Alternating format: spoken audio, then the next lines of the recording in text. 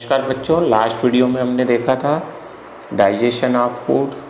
तो डाइजेशन में हमने कंप्लीट डाइजेशन तक पहुंचा दिया था। तो कंप्लीट डाइजेशन में प्रोटीन किस में कन्वर्ट होता है, अमीनो एसिड्स में कन्वर्ट हो जाता है। फैट्स किस में कन्वर्ट होते हैं, फैटी एसिड्स और ग्लिसरॉल में कन्वर्ट हो जाते हैं। कार्बोहाइड्रेट किस में कन्वर्ट होता है, ग्लूकोज में कन्वर्ट होता है।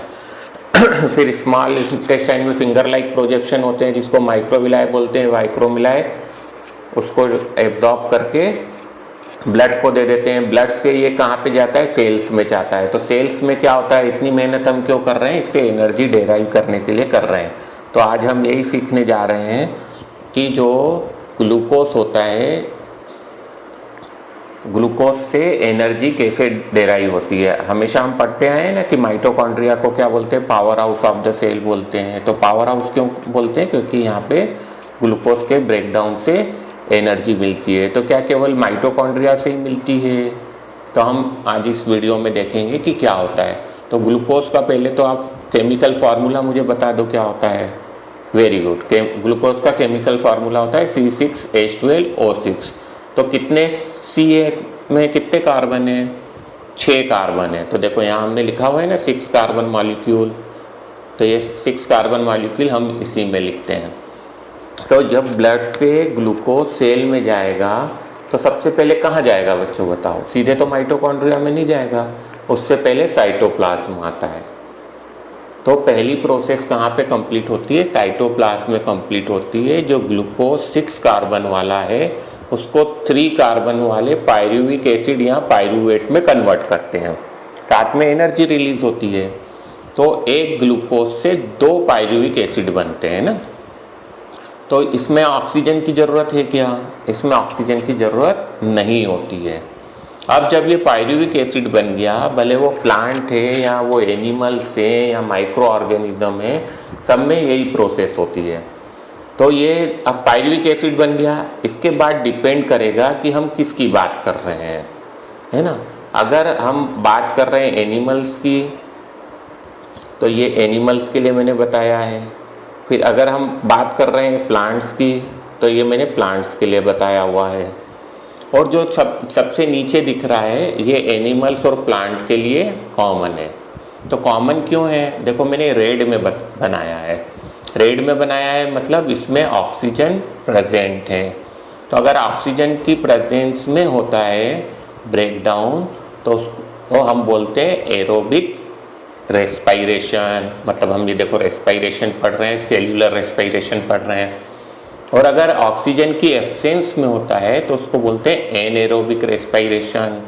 तो मैंने ब्लू से बनाया हुआ है।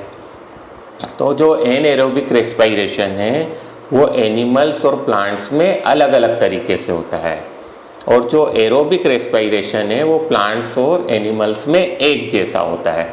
तो प्लांट्स में क्या होता है एनेरोबिक रेस्पायरेशन में, जो ये पायरुविक एसिड है, पायरुवेट है जिसमें 3 कार्बन है, वो 2 कार्बन वाले इथेनॉल में, इथेनॉल मतलब अल्कोहल, और CO2 में कन्वर्ट होता है, साथ में एनर्जी प्रोवाइड करता है। अगर यही काम एनिमल्स में हो, जैसे हमारी मसल सेल से ऑक्सीजन कम हो तो एनेरोबिक रेस्पायरेशन होगा। तो 3 कार्बन वाला लैक्टिक एसिड बनता है, साथ में एनर्जी बनती है। तो कभी कभी आप ज़्यादा काम कर लेते हो ना, एकदम से ज़्यादा एक्सरसाइज कर लेते हो या ज़्यादा खेल लेते हो, तो दूसरे दिन आपको थकावट होती है, हाथ पैर में दर्द होता है। उसका कारण यही होता है लैक्टिक एसिड।